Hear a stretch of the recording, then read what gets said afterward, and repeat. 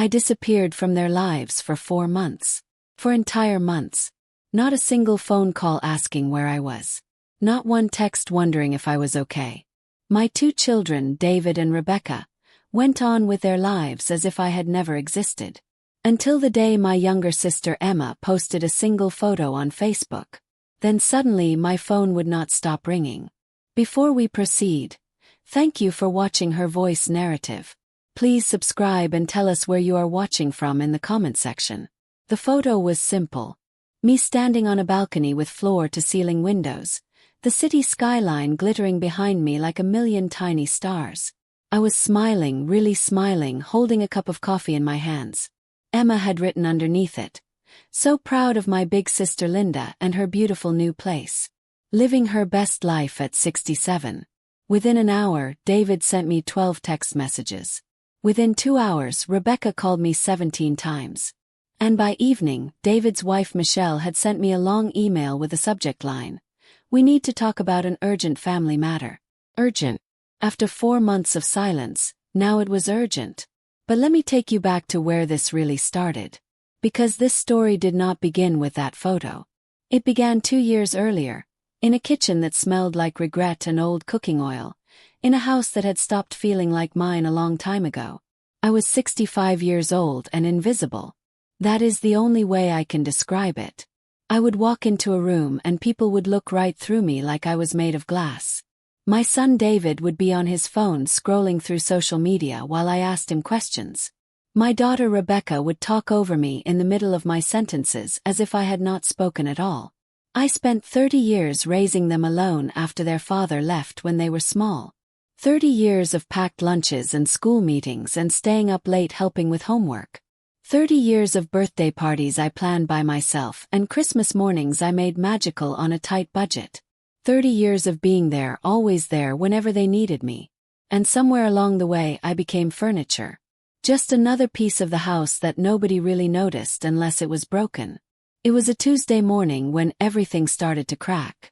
I was making breakfast in David's kitchen. He had asked me to come over early to watch his 2 kids because his regular babysitter was sick. I had cancelled my own dentist appointment to be there. Again. David came downstairs in his expensive suit, the kind that cost more than my monthly rent. He was talking loudly on his phone about some business deal. His kids, 7-year-old Jake and 5-year-old Emma, were fighting over a toy in the living room. The noise was deafening. I had made pancakes from scratch.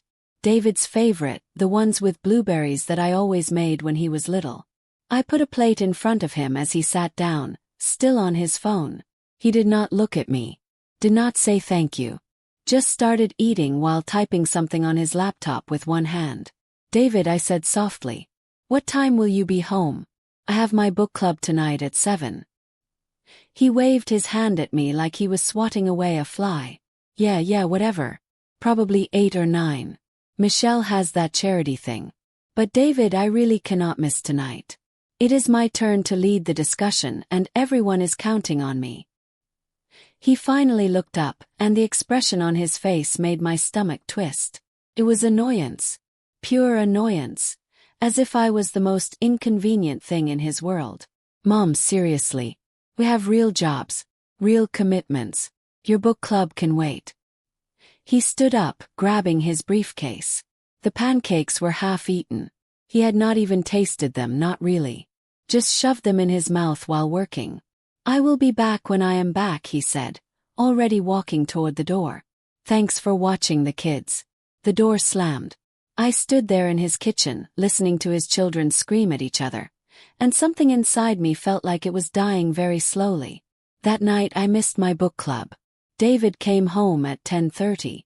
He did not apologize. The pattern continued for months. David needed me to babysit at the last minute. Rebecca needed me to run errands for her because she was too busy with work. They needed me to cook meals, to clean, to always be available. But when I needed them, silence. I tried to tell Rebecca once about how lonely I felt. She was sitting in my living room, checking her phone while I made us tea. She had stopped by to drop off her laundry for me to wash. At $50 a load, she said the laundromat was too expensive. Rebecca, I began carefully. I have been feeling a bit down lately. Like nobody really sees me anymore. She looked up for exactly 2 seconds. Oh Mom, everyone feels that way sometimes. Hey, can you make sure to use the gentle cycle on my work clothes? They are really delicate. And just like that, the conversation was over. She went back to her phone. I went back to being invisible. The breaking point came on a Thursday afternoon. I was at Rebecca's apartment, cleaning her kitchen like I did every week. She had promised to pay me for the cleaning. $50, she said, to help out since I was always complaining about money. I was not complaining. I was working part-time at a small accounting office making barely enough to cover my bills. But I never asked them for money. I just mentioned once that I had to skip buying new shoes because the electric bill was high. While I was scrubbing her counters, I heard her on the phone in the bedroom. The door was open and her voice carried. No, I cannot go to lunch tomorrow. I have to take my car in for detailing. Yeah, $300, but it is worth it. The interior was getting gross. $300 to clean her car. But $50 for me to clean her entire apartment. And she still had not paid me in 3 weeks. I stopped scrubbing. I put down the sponge. I took off the rubber gloves. I walked out of her apartment without saying goodbye. She called me an hour later, annoyed. Mom, why did you leave? You did not finish the bathroom. I did not answer. For the first time in my life, I did not answer when one of my children called. That weekend, my boss called me into his office. Mr. Harrison was a kind man in his 70s who had owned the accounting firm for 40 years. He looked at me with serious eyes. Linda, I need to talk to you about something important. My heart started racing. I thought he was firing me. I needed this job desperately. But instead he said, I am retiring next month, and I want to offer you the regional manager position. I stared at him. What? You have been with this company for 22 years. You are the most reliable person I have ever employed. You never make mistakes. You are always on time. You care about the work. The board agreed that you should take over the regional operations. But I am 65, I whispered. So, I am 73 and I am still working. Age is just a number, Linda. The position comes with a 70% raise and it is based in our office 3 states away. Full relocation package included. You would need to move within 2 months. 70% raise. A new city. Fresh start. I can think about it, I asked. Take all the time you need. But I need an answer by Monday. I left his office in a daze. I sat in my car in the parking lot and cried. Not sad tears. Something else. Relief maybe. Or hope. I had forgotten what hope felt like. That evening I called David to tell him the news. He answered on the 5th ring, clearly distracted. Mom, kind of busy. What is up? I got offered a promotion. Regional manager. I would need to move to another state. Silence. No. Oh. Hey, can I call you back? Michelle and I are watching a movie. He hung up before I could say anything else. Called Rebecca next.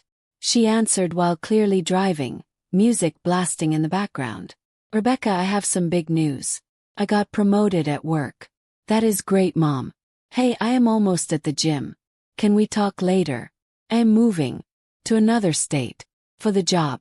Wow. Bae. When? In 2 months. She was quiet for a second.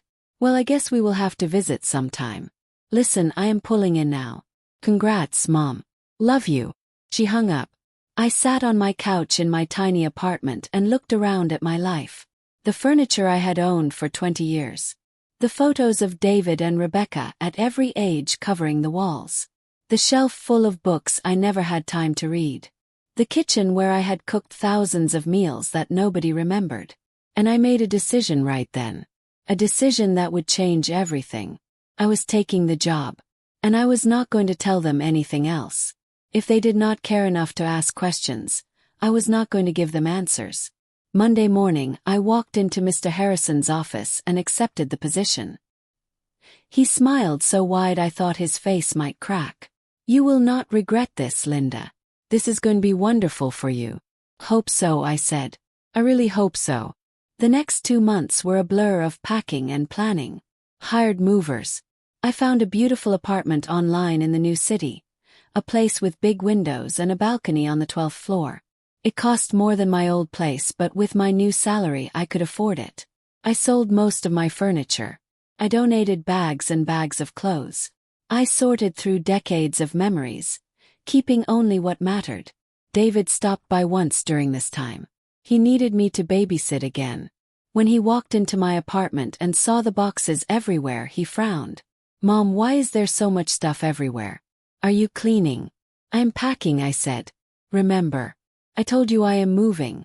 He looked genuinely confused. "When?" "Next week." "Next week." He actually seemed surprised. "Where are you going again?" "3 states away. For my new job as regional manager." He nodded slowly, like he was trying to remember a conversation he never really had.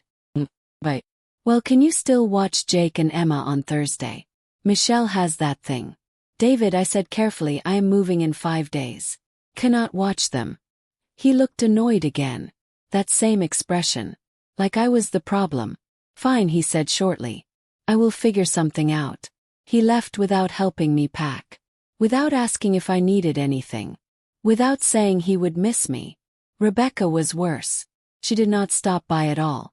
She sent a text 3 days before I left. "Hey Mom, can you grab my dry cleaning before you go?" I totally forgot about it. I did not respond. Moving day arrived with gray skies and cold wind. The movers loaded everything into their truck.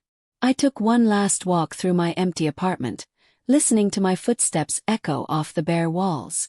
Nobody came to say goodbye. I got in my car and started driving. 6 hours on the highway to a city I had never visited. 6 hours of silence and uncertainty and something that felt almost like freedom. I arrived at dusk. The apartment building was modern and beautiful, nothing like my old rundown place. The lobby had marble floors. There was a doorman who smiled and helped with my bags. The apartment took my breath away. Huge windows looking out over the city. Hardwood floors that gleamed. A kitchen with new appliances. A bathroom with a tub big enough to actually relax in. It was mine. Oh, mine. That first night, I slept on an air mattress in the middle of the empty living room. The city lights shone through the windows like stars. I could hear the soft hum of traffic below. And for the first time in years I felt peace. Real peace. The kind that comes from knowing you are exactly where you are supposed to be. The next morning I started my new job. The office was 3 times bigger than my old one. My new team treated me with respect. They called me Mrs. Williams. They asked for my opinion. They listened when I spoke. My supervisor, James, showed me to my office. My office. With a door and a window and my name on a plaque outside. "Welcome to the team, Mrs. Williams. We are really lucky to have you." Lucky. Someone thought they were lucky to have me. The weeks turned into months. I bought furniture slowly, carefully, choosing things I actually liked instead of whatever was cheapest. I turned my balcony into my favorite space with a comfortable chair and plants and string lights. Every morning I woke up early and drank my coffee out there, watching the sunrise paint the sky pink and orange. Every evening I came home from work feeling accomplished instead of drained. I made friends. Real friends. There was Patricia from the office, a woman in her 50s who invited me to her book club. There was my neighbor George, a retired teacher who loved to garden and gave me herbs from his balcony. I joined a yoga class. I went to museums. I saw movies by myself and did not feel lonely. I existed for me, not for everyone else. And my children, they did not call. Not once in 4 months. I sent them my new address and phone number in a text. David replied with a thumbs up. Rebecca did not reply at all. It hurt at first. The silence hurt like a physical ache. But slowly, day by day, the hurt faded. It was replaced by something unexpected. Relief. I was relieved that nobody was calling me at the last minute demanding things. Relieved that I did not have to drop everything to solve someone else's problems. Relieved that my time was finally my own. 4 months after my move, Emma came to visit. My little sister, 3 years younger, who had always been the wild one. She showed up on my doorstep on a Saturday morning with a suitcase and her big smile. Surprise, she yelled when I opened the door, and hugged me so tight I could barely breathe. Emma, what are you doing here? Came to see your new life. You have been hiding away for months. I wanted to make sure you were okay. Plus, I had some vacation days to use. We spent the weekend exploring the city together. I showed her my favorite coffee shop, the park where I walked in the evenings, the little bookstore I had discovered. She took photos of everything. On Sunday morning, we were having breakfast on my balcony. The sun was shining. The city was beautiful below us. Emma was taking photos of the view when she turned the camera toward me. Smile, Linda. Let me capture this moment. I felt silly posing, but I smiled anyway. A real smile. The kind that reaches your eyes. She snapped the photo and showed it to me. I almost did not recognize myself. I looked happy.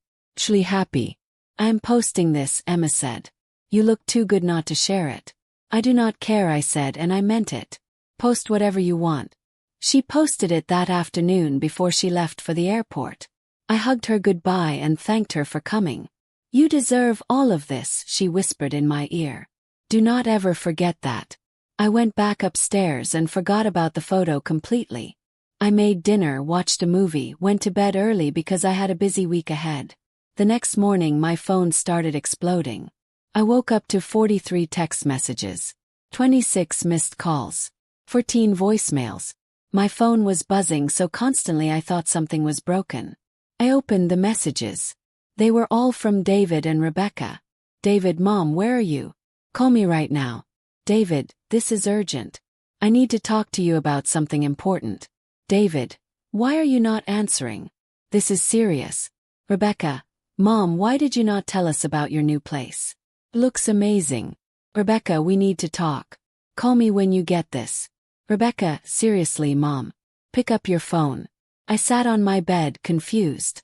Then I opened Facebook and saw Emma's post. Had over 200 likes. Dozens of comments from old friends and acquaintances I had not heard from in years. Congratulations, Linda. You deserve it. Wow, what a beautiful place. So happy for you. Living her best life indeed. Go, Linda. And there in the comments were David and Rebecca. David had written, Mom, you should have told us about this. We are so proud of you. Rebecca had written, so beautiful. Cannot wait to visit. I stared at those comments. Proud. Cannot wait to visit. Where was this energy 4 months ago when I actually moved? My phone rang again. David. I let it ring. Then Rebecca. I let that ring too. I got up, made my coffee, and sat on my balcony. The morning air was cool. The city was just waking up. And I was calm. Completely calm. Let them wait, I thought. Let them wonder. Let them feel what it is like to be ignored. I did not call them back that day.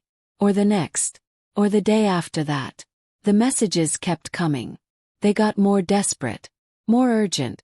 David, Mom, Michelle and I really need to talk to you about an investment opportunity. Can you call me back? Investment opportunity. There it was. Rebecca, Mom, Thomas and I are looking at houses and we could really use some advice. And maybe some help with the down payment. Down payment. Course. On the 4th day, Michelle sent me that long email. I read it in my office during lunch break. Dear Linda, I hope this message finds you well. David and I have been trying to reach you about an exciting business opportunity. We are opening a wellness center and we need some initial capital to get started. The returns will be substantial. We know you have always been supportive of our dreams and we were hoping you could invest $200,000. We would pay you back with interest, of course. Please let us know soon as we need to move quickly on this. Love, Michelle.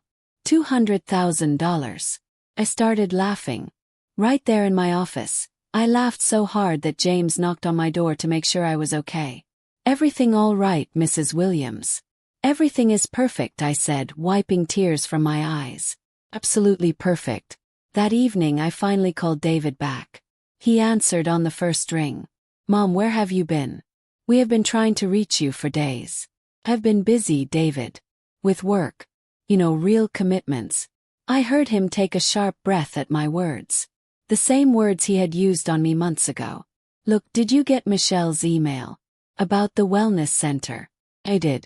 And what do you think? This is a really great opportunity, Mom. We could all benefit from this. I am not investing in your business, David. Silence.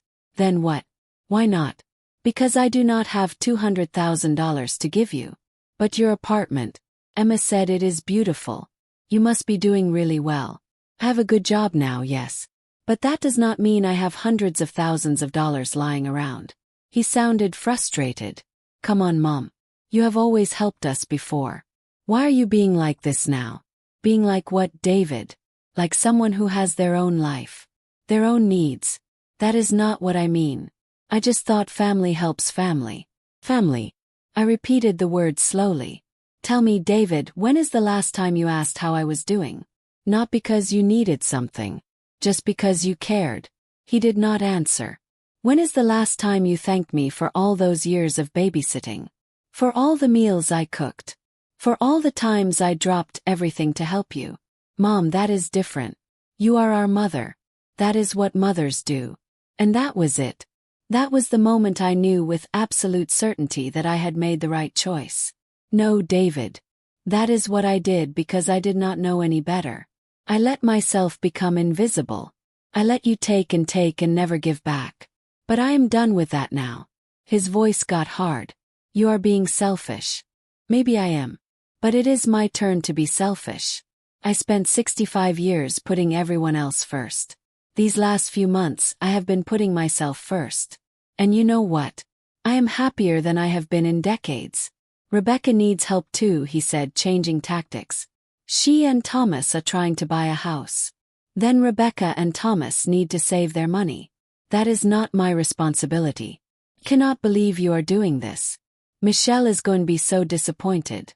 Then maybe Michelle should not count on other people's money to fund her dreams. Hung up. My hands were shaking, but not from fear. From power. From finally speaking the truth. Rebecca called 20 minutes later. I almost did not answer, but I decided to get it over with. Mom, David told me what you said. I cannot believe you would not help him. Rebecca, David wanted $200,000. That is insane. But you are doing so well now. That apartment looks expensive. You could help us. The apartment is not expensive. It is reasonable. And even if I was rich, I would not be giving away my money. She started crying. Crying. But Mom, we are family. Do you not love us anymore? The guilt tried to creep back in. The old programming tried to activate. But I fought it. I love you very much, Rebecca. But loving you does not mean sacrificing myself until there is nothing left. Does not mean being your bank. It means wanting the best for you, including wanting you to be independent and capable. You have changed, she said, her voice thick with tears. You are not the same person. You are right. I have changed. I finally learned that my life matters too. She hung up on me. For the next week my phone was silent. No calls. No text. Nothing. And I was okay with that. More than okay. Work was going incredibly well. I had implemented new systems that saved the company time and money. The CEO himself called me to his office to congratulate me. Mrs. Williams, you have exceeded every expectation. We're so glad you joined our team. That kind of recognition, that kind of respect, I had never experienced it before. It was better than any amount of money. 2 weeks after the phone calls, I received a letter in the mail. A real letter, handwritten, from Rebecca. I opened it on my balcony with my evening tea. Dear Mom, I have been thinking a lot about our conversation. About everything really. Thomas and I have been in couples counseling and my therapist suggested I write you this letter. I want to apologize. Not because I want something from you, but because it is true. I have taken advantage of you for years. We all have.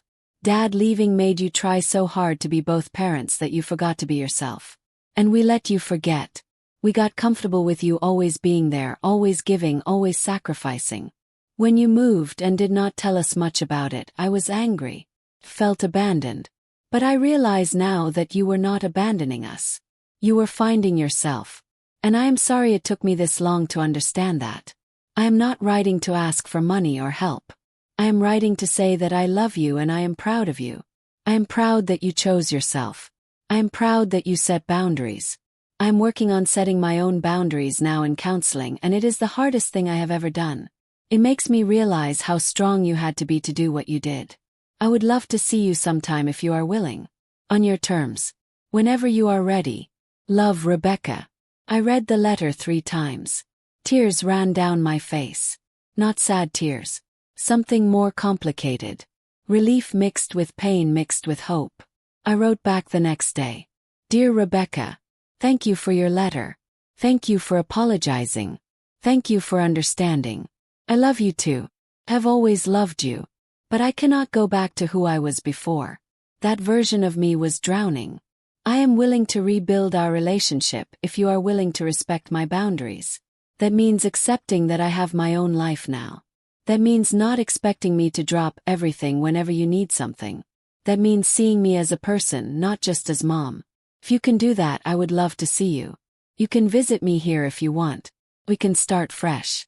Love, Mom. She called me 2 days later. We talked for an hour. Really talked. She told me about her therapy and what she was learning about herself.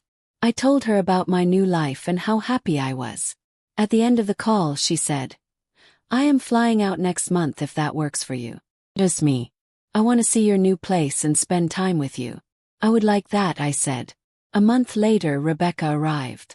She looked different. Her hair was shorter. She seemed more relaxed somehow. We spent the weekend walking around the city, having long conversations, really seeing each other for the first time in years. She apologized more. She asked about my life, my job, my friends. She listened. On Sunday morning, as we sat on my balcony drinking coffee, she said, I get it now, Mom. I get why you did this. This place is not about the apartment or the city. It is about you finally having space to breathe. Exactly, I said. David still hates you though. He thinks you are being cruel. I sighed. Maybe someday he will understand. Maybe not. But I cannot control that. Michelle's wellness center thing fell through, by the way. Turns out they could not get investors because the business plan was terrible. David is blaming you for not supporting them. Course he is. Rebecca looked at me seriously. Mom, can I ask you something? Anything. Do you regret it? Any of it? I thought about her question. I looked out at the city below me. I thought about my job, my friends, my peace. Not for a single second, I said. This is the happiest I have been in my entire life. She smiled. But you deserve to be happy. That evening, after Rebecca left, I sat alone on my balcony as the sun set. My phone buzzed with a text from Patricia inviting me to dinner on Wednesday. Another buzz from George asking if I wanted some fresh basil from his garden. My life was full.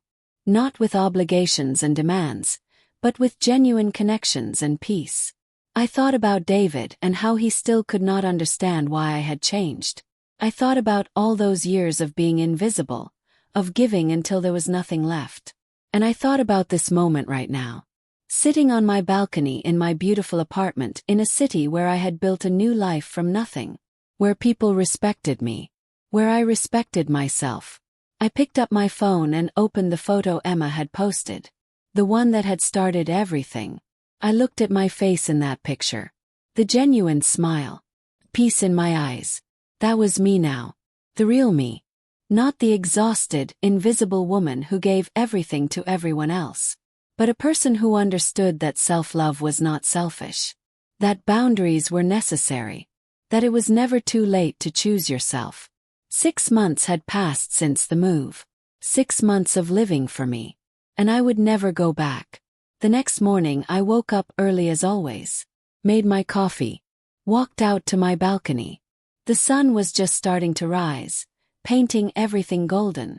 My phone rang. David. I had not heard from him in months. I hesitated, then answered. Mom, his voice sounded different. Tired. Older somehow. Hi, David. Silence. Then, I have been thinking about what you said. About how we treated you. Bae. Michelle and I are getting divorced. The wellness center failed. We lost a lot of money. Not yours, obviously. But money we borrowed from friends. And through all of this I kept thinking about how you warned us. How you said we could not rely on other people's money. I am sorry to hear about your divorce, I said quietly. I was wrong, he said, his voice cracking. I was wrong about everything. I treated you like you did not matter. Like you only existed to help me. And when you finally stood up for yourself, I called you selfish. But you were not selfish, Mom. I felt tears start to fall. David, I do not expect you to forgive me. I do not even expect you to want to see me. But I needed to tell you that I am sorry. I'm so sorry for all of it. We talked for an hour. He told me about his struggles, his realizations, his regrets. I listened without trying to fix anything. Without offering solutions. Just listened. At the end I said, David, I do forgive you.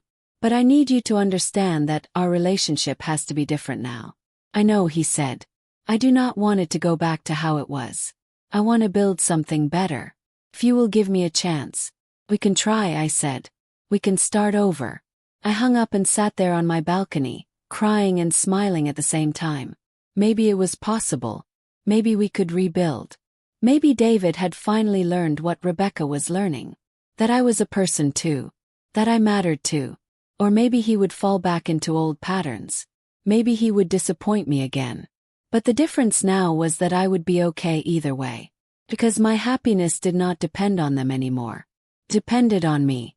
I had learned the most important lesson of my life at 67 years old. I had learned that you teach people how to treat you.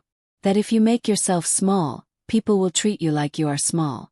That if you act like you do not matter, people will believe you. But if you stand up and say I matter, I am important, I deserve respect, then some people will hear you. And the ones who do not. The ones who only want you when you are convenient. Those people were never really there for you in the first place. I stood up and walked to the edge of my balcony. The city stretched out before me, full of possibilities and new beginnings. This was my life now. Not anyone else's. I was Linda Williams, regional manager, friend, sister, and yes, mother. But mother was no longer the only thing I was. It was just one part of a much bigger, richer, fuller existence. And I would never apologize for that again.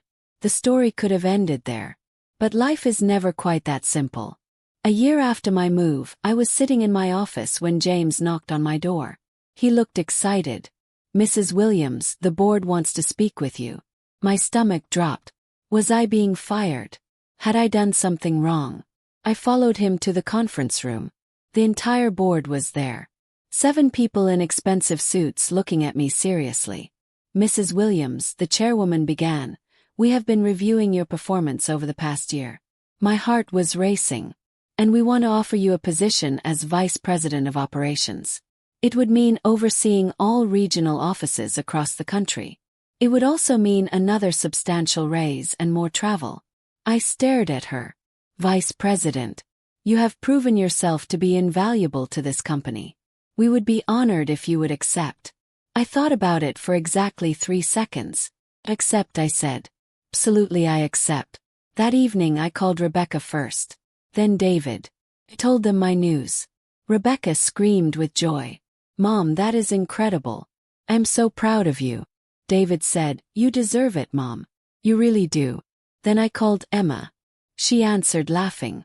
"What did you do now?" she asked. "I got promoted to Vice President." She screamed so loud I had to pull the phone away from my ear. "Linda Williams, you are absolutely killing it. I need to come visit again and celebrate." We made plans for her to come the following month. That night, I sat on my balcony with a glass of wine. The city lights twinkled below me like earthbound stars. I was 68 years old. I had a job I loved, friends who valued me, children who were learning to see me as a real person. And I had myself. Finally, after all these years, I had found myself. I raised my glass to the empty sky. To second chances. To new beginnings. To the courage it takes to choose yourself even when everyone says you should not. To invisible women everywhere who decided to become visible. To all the mothers who gave everything until they had nothing left. Who finally learned that self-care was not selfishness. Me. I drank the wine slowly, savoring it. Tomorrow I would start my new role. Tomorrow I would continue building this life I had created. But tonight I would just sit here and be grateful. Grateful for Emma's photo that forced my children to see me. Grateful for the promotion that gave me a way out. Grateful for the courage I found somewhere deep inside to finally say no. Grateful for the peace that came from choosing myself. The wind picked up, carrying the scent of flowers from the garden 12 floors below. I closed my eyes and smiled. This was my story. And it was far from over. 2 years passed. 2 full years of living the life I had built for myself. My role as vice president kept me busy in the best possible way. I traveled to different offices, met incredible people, and made decisions that actually mattered.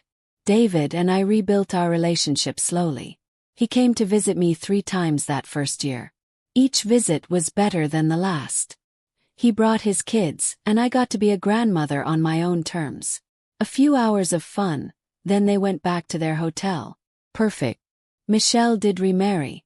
Someone who apparently had money of his own. David told me this without asking me for anything, which felt like progress. He had started his own consulting business and it was doing well. He was learning to stand on his own feet.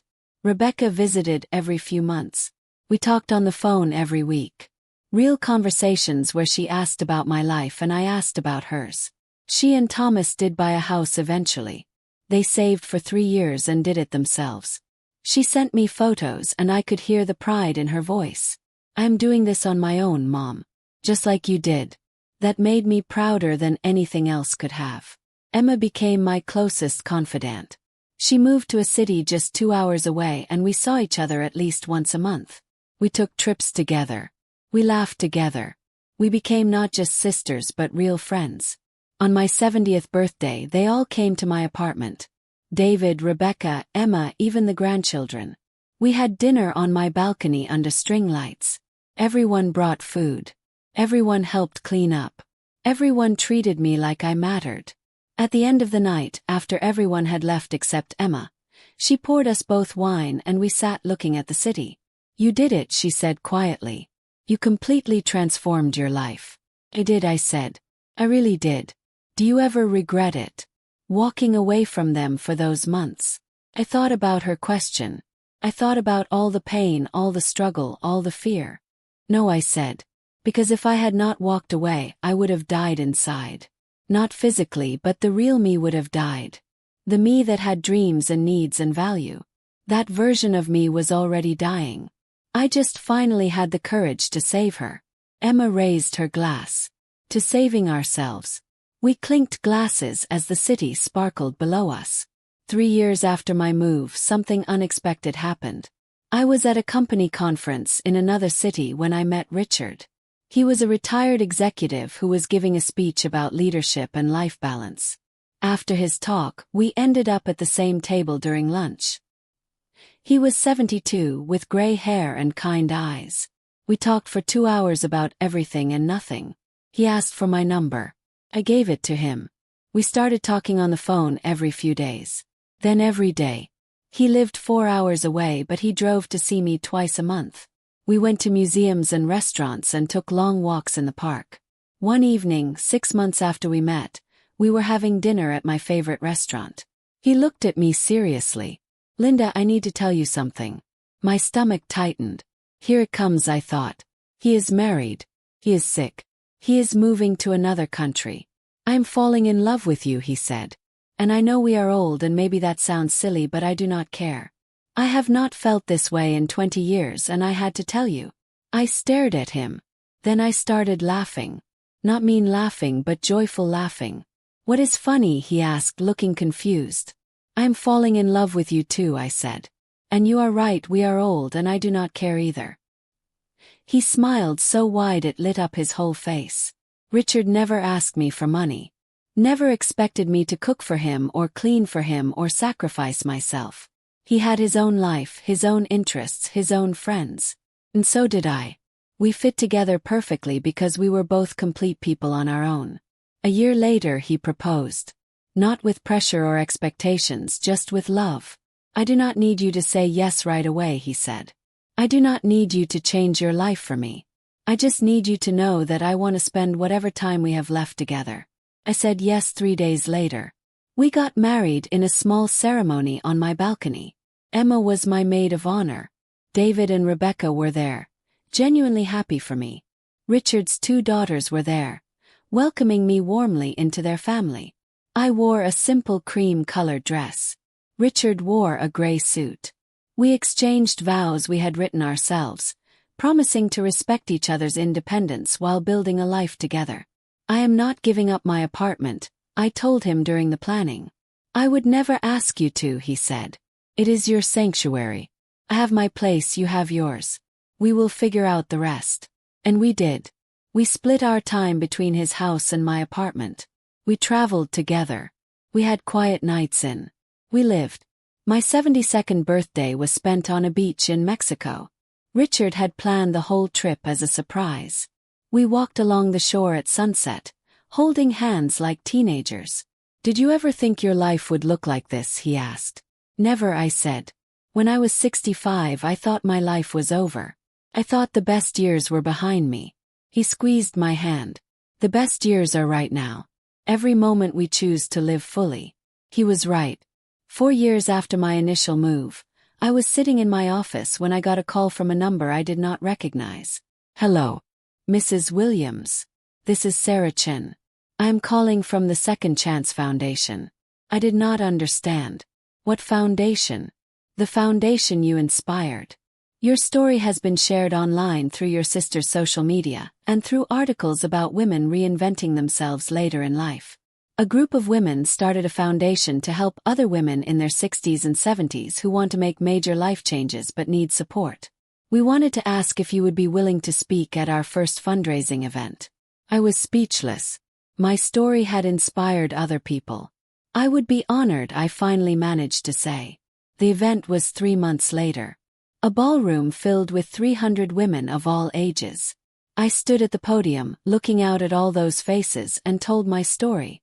I told them about being invisible, about my children taking me for granted, about the promotion that changed everything, about having the courage to walk away and build a new life.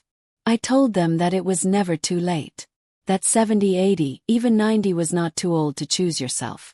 That you did not have to disappear just because society expected you to fade into the background. When I finished, the room erupted in applause. Women were crying. Some were standing. And I realized that my story was not just my story. It was the story of so many women who had given everything until they had nothing left. After the speech, dozens of women came up to me. They shared their own stories. They thanked me for giving them courage. They told me they were making changes in their own lives because of what I had done. One woman, probably in her mid-60s, grabbed my hands with tears streaming down her face. I have been planning my escape for 2 years, she whispered. I have been saving money in secret. My children treat me just like yours did. And I was so scared. But hearing you tonight, knowing that someone else did it and survived, it gives me hope. You can do it, I told her firmly. You can absolutely do it. And you will not just survive. You will thrive. She hugged me tightly and walked away with her shoulders a little straighter. That night, lying in bed next to Richard, I thought about all those women. I thought about how many people were living half-lives, invisible lives, because they had been taught that their needs did not matter. I am going to do more of this, I told Richard. More speaking. More sharing. If my story can help even one person find the courage to choose themselves, then everything I went through was worth it. He kissed my forehead. You are an amazing woman, Linda Williams. 5 years after I moved, I retired from my job. Not because I had to, but because I wanted to. I had saved enough money. I had proven everything I needed to prove. And I wanted time for other things. I wanted time to write a book about my experience. Time to volunteer with the Second Chance Foundation. Time to travel with Richard. Time to just be. My retirement party was beautiful. The entire company came. People gave speeches about how I had changed the workplace culture, how I had mentored younger employees, how I had proven that age was just a number. James, who was now CEO, gave the final speech. Linda Williams came to us when many people would have been thinking about winding down. Instead, she revolutionized how we operated. She brought wisdom, experience, and a level of dedication that inspired all of us. But more than that, she brought herself. Her authentic, powerful, unapologetic self. And she gave us all permission to do the same. I cried during that speech. Good tears. Proud tears. David and Rebecca both came to the party. They sat at my table with Richard and Emma. We laughed together. We shared stories.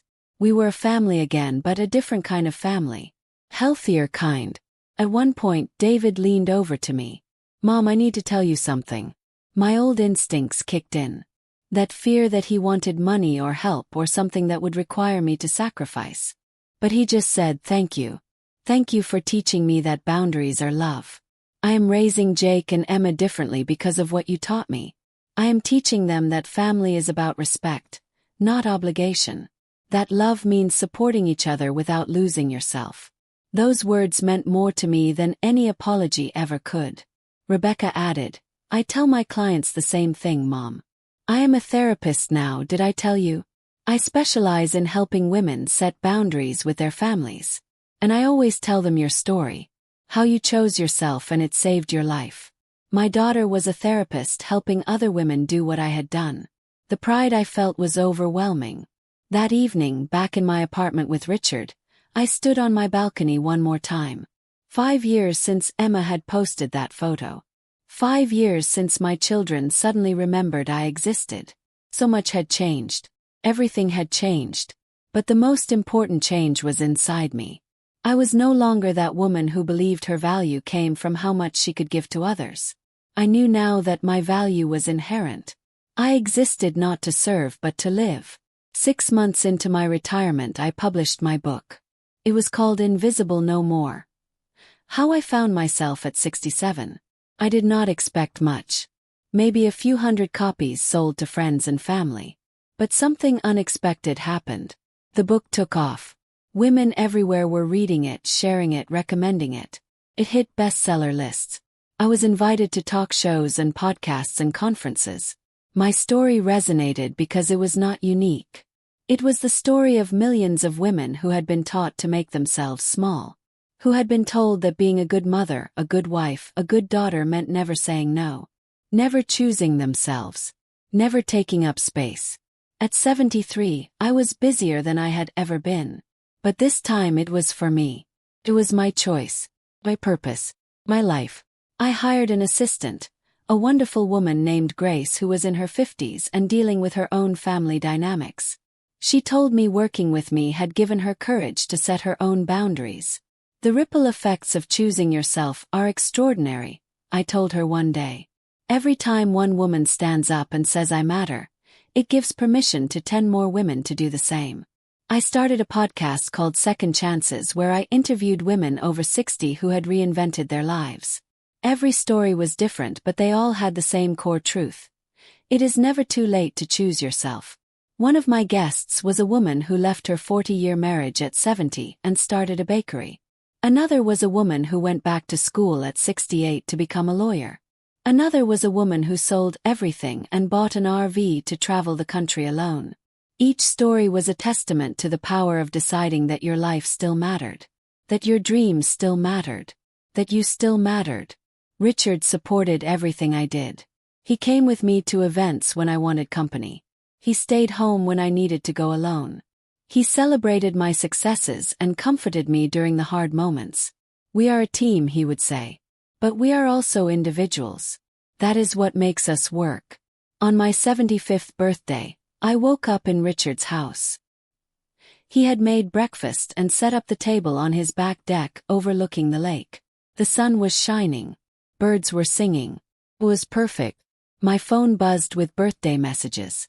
David, Rebecca, Emma, my grandchildren, friends from all different parts of my life. But one message made me pause. It was from Michelle, David's ex-wife. "Happy birthday, Linda. I know we have not spoken in years, but I wanted you to know that I finally understand what you tried to teach us. I spent so long looking for other people to fund my dreams that I never learned to fund them myself. I'm working now, building my own savings, making my own way. Thank you for not giving in to us. You taught me a lesson I desperately needed to learn. Hope you are well." I showed the message to Richard. "People can change," he said. "Sometimes it just takes them a while to get there." I replied to Michelle, "Thank you for reaching out. I'm glad you found your way. It is never too late." That afternoon, my entire family came over for a birthday party. Not just David and Rebecca with their families, but Emma, Richard's daughters, my new friends from the foundation, people from my old office. My small apartment balcony could not hold everyone, so we rented a space by the lake. There was food and music and laughter. So much laughter. At one point they brought out a cake with 75 candles. Everyone sang happy birthday. I looked around at all these people, at this life I had built, and felt overwhelmed with gratitude. Make a wish, Emma shouted. Closed my eyes. But I did not wish for anything. Because I already had everything I needed. Had peace. Had purpose. Had love. Had myself. I blew out the candles and everyone cheered. Later that night, after everyone had gone home, Richard and I sat by the lake watching the stars. What did you wish for? He asked. I did not wish for anything, I admitted. I am already living my wish.